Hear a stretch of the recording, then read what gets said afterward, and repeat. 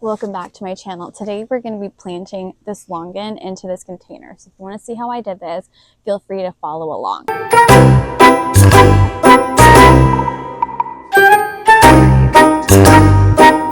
Welcome back to the chaos. These are 3 of the 6 tropical plants I bought this week. This is a cherimoya. I used to have one at my old place that was planted in ground. And when I dug it up and tried to bring it over, it didn't survive. And that was 2 years ago. I gave it hope last year. Nothing happened. So we're starting over fresh. I plan on grafting other varieties onto this. But for now, I'm going to transplant it into a larger pot until I can clear enough space to actually get it in ground. This is a Hawaiian Longan. It is also known as the Kohala Longan. This one is about 3 years old and it's actually flying right now, and I'm hoping it's going to set fruit. I want to transplant this into a whiskey barrel container that's about 26 gallons. It's currently in a 15-gallon pot. I'm not too sure where I want to put it. The thing with tropical fruits for me is if I was to move or I needed to move them, these are more precious to me than, for example, an apple or a plum tree. So I'm trying to find a really good location for them. But in the meantime, it has some space to grow. So maybe in the next 6 months to a year, I can actually get it in ground. This behind me is my red black diamond wax jambu. In Hawaii, we call it mountain apple. It's also known as makopa in the Philippines. It goes by many different names, but that guy is going in the ground. But for now, I'm also going to transplant it into a pot. It's also about to flower. I also have a green variety that I bought from some lady on Facebook Marketplace that was air layered 9 months ago. It's only about like 3 feet tall, so it's definitely not fruiting this year, and I have it in a 10-gallon pot. Throwing my gloves on because this can be kind of spiky. So when wine barrels just like are dry, oh, there's a bee. When wine barrels are dry, they do get kind of spiky. So I'm just wearing gloves just in case. So what I'm doing is insetting, there's a bee. Okay, it's landing on the post. Okay, so there is a container that has holes, and I'm putting it inside of this half wine barrel container, and I have like a perimeter of about 6 inches around this entire pot. And by doing that, it allows me to add extra soil so this doesn't really dry out. The roots still have access to the bottom if it needs additional nutrients, if it makes it that far. This is a 20-gallon pot, and it's more wide than its current pot. It's currently in a 15-gallon pot, but it's only like 2/3 of the way full of soil. So it's not actually utilizing the full 15 gallons. But this way I can stick this in this wine barrel and find its permanent home in the next few months, because right now it's currently flowering and I want to allow it to have as much access to nutrients as possible to have really good fruit set, or as good as it can get in a pot. So I'll probably transplant it after that. But by doing this, I actually have a home for it in a container. It can hold a little bit more moisture than just this pot itself and kind of stay insulated. And I can easily pull this out and move it to where I actually want it to go in the future. I get really picky about planting my tropicals in the ground, just because weather can be a little bit weird here in Southern California, where sometimes it can get really cold. But also it gives me a better idea of where it would do best. So if I have it in here, it's on wheels and I can wheel it around different areas and kind of get a feel for where I want to put it permanently. The reason I do this is because my cherimoya, like I had just mentioned, I had it in the ground, which I thought was going to be its permanent home for over 10 years. And when I moved, I dug it up as much of the root ball as I could. I planted it in the ground, gave it 2 years, and it just died. It just could not survive that transplant shock. And because these tropical trees are super precious to me, I want to make sure it has a good final home. And the longer I can keep it in containers happy, the better. So some of these trees I may keep permanently in a larger container, like the green wax jambu. But for right now, the longan is transplanting into this pot until probably the end of the year or after it fruits, and I can find a final home for it. And the same for the cherimoya. So today I'm going to show you how I do that. This is actually my preference when it comes to keeping a tree in a pot. I really love trees in ground, but if I have to keep it in a pot, I make sure I have a really big pot and give it enough space so it doesn't really dry out, and it has ample space and protection. So this adds an extra layer of insulation to the pot, and because it is black plastic, it does get a little bit warmer. These are tropical fruits, so that is what it's used to. So we're going to go ahead and do that today. This whiskey or half wine barrel has a couple drainage holes at the bottom, but it doesn't really matter as much. This also has holes at the bottom, and it's going to be contacting soil. So what I fill this with is going to be a mix of chicken manure for my chickens, which is pretty well composted. I'll put it towards the bottom, so it'll take a little bit longer for the roots to access that. And then I'm going to use my Fox Farms, which I have back here, some compost from this local nursery that I love, as well as some topsoil mixed in, and a little bit of peat moss. I don't want it to get too acidic, but just to hold a little bit additional moisture. So what I really love to use is the Fox Farms Ocean Forest behind me. Not sponsored. It's just, I love that soil for almost everything.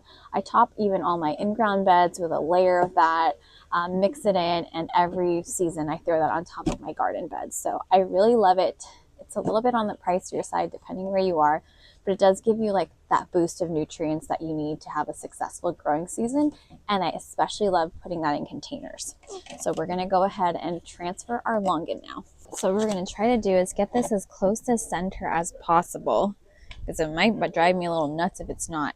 And I'm going to start filling this. So I'm going to start with a little bit of topsoil, and then I'm going to mix in my amendments. And then the top portion is going to be mostly the Fox Farms, only because as I water it down, I want it to slowly drip into the roots.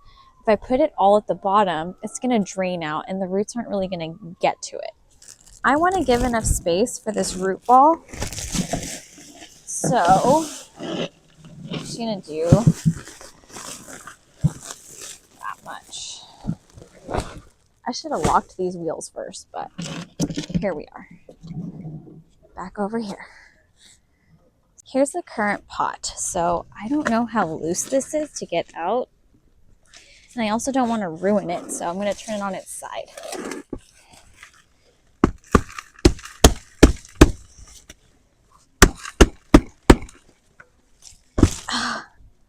So much work. I was squeezing this out of the other pots.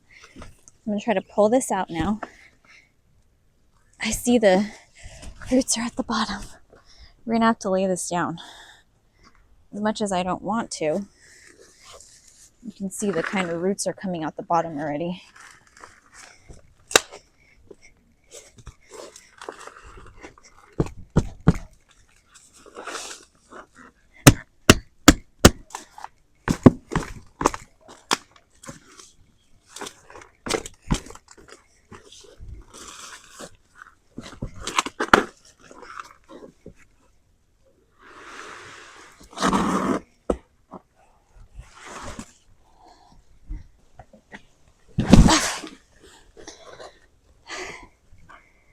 Okay.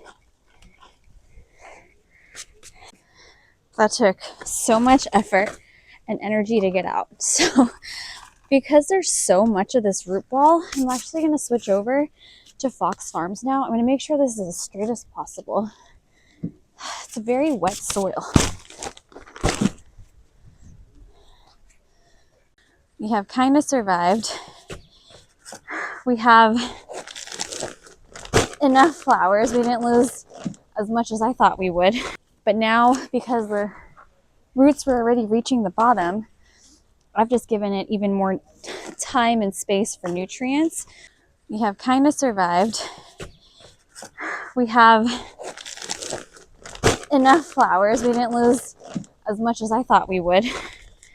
So I have to really squeeze that thing out of the pot because it was coming out the bottom already, which tells me it was a really good time to repot it actually. I mean, ideally it would have been before it fruited, but that's okay. But now, because the roots were already reaching the bottom, I've just given it even more time and space for nutrients. So now I'm just going to slowly toss some Fox Farms on top. Looks pretty centered. I want to compact it around the base to make sure that it can hold it. But that looks so good. That looks so nice. I really love that. Okay, just gonna lightly water this in. Lightly. Just kind of let it have a chance. But this looks so much better. All right. So as this settles, I can definitely add more soil. But that looks pretty good. So I just don't want to vary too much of this. So this is about the level it was at when I planted it. So now I'm going to fill the edges here with just the topsoil and then the last couple inches with Fox Farms. And then that would be it for this one.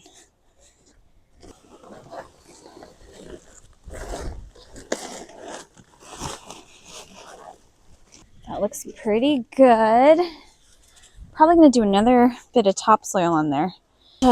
Mess left behind here, but that's just how it goes.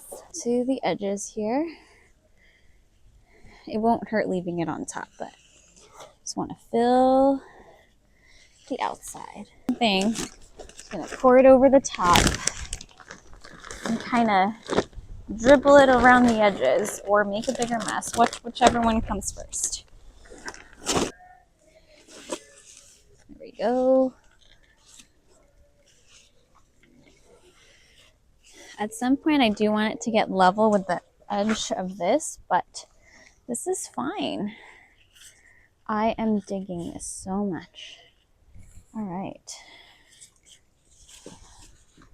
As much as I don't like using plastic, and I'm very anti-plastic, if it's high quality plastic, I will use it. I just hate the ones that disintegrate. But these are just so much more convenient and lighter weight to stack and keep around. So they definitely have their place here, even though, like I said, I'm not the biggest fan of plastic. It's pretty much it. I actually fill the edges with lettuce. And that is it for today. If you want a link to any of these products I use that are available on Amazon, I'll go ahead and link those. But this is the Hawaiian Kohala Longan transplanted into an inset 20-gallon inside of a whiskey barrel. So if you want to follow along this journey, feel free to subscribe. I'll be posting a lot more gardening, chickens, homesteading, and recipe videos. So if that interests you at all, feel free to subscribe and I'll see you in the next one. And they're in here, a little sneak peek.